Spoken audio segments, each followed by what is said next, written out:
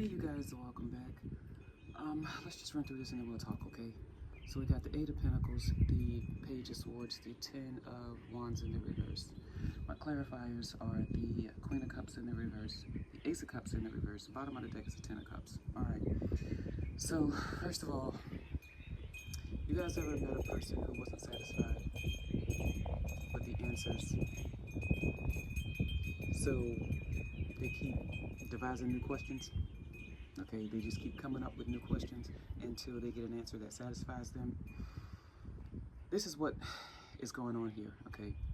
So obviously we're dealing with a feminine energy who wants her family back, okay?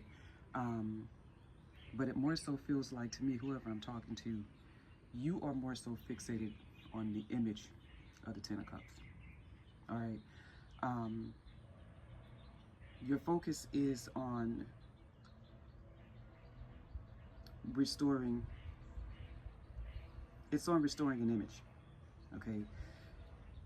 So now a healthy Page of Swords, you guys, we all know that swords are about communication, right? So a healthy Page of Swords asks, what is true? What can I learn? What did I miss? Okay. An unhealthy Page of Swords just keeps turning over every piece of information until they can find the answer that they want, okay? And that's what you're doing. That's what you're doing, and you're doing it from a space of emotional depletion, okay, and physical burnout, okay? You are refusing to carry the lesson, all right?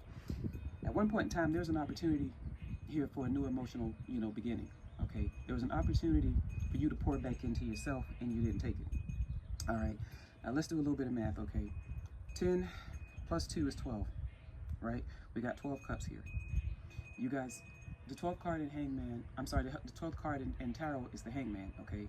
We all know that the Hangman is about ego surrender, okay?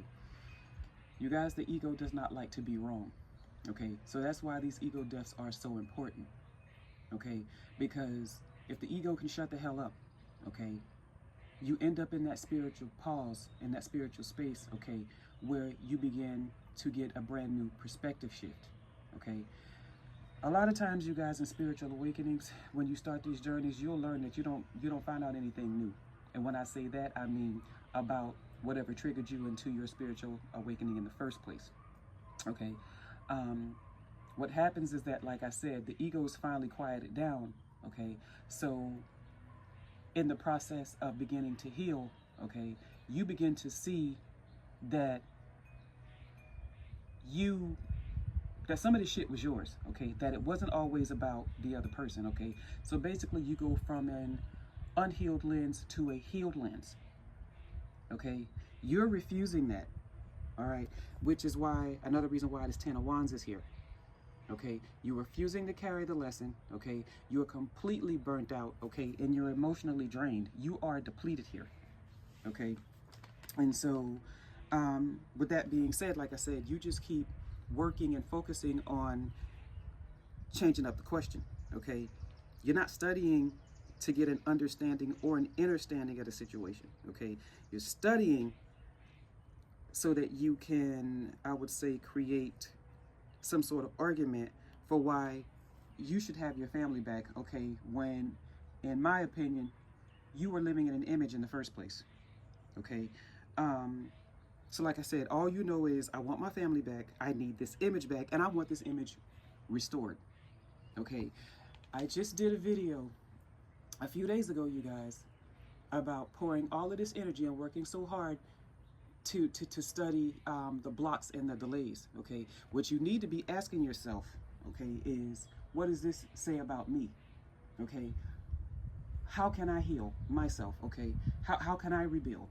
Okay, what do I need to do to pour back into myself? Okay, instead of taking all of your focus and all and all of this energy and pouring back into an image. Okay, because honey, the conclusion has already been decided. Okay, I think that, yeah, I hate to tell you this, but the answer to your problems is not going to be more research. Okay. Anybody want to talk? You know what to do. Push your heart, slay your back.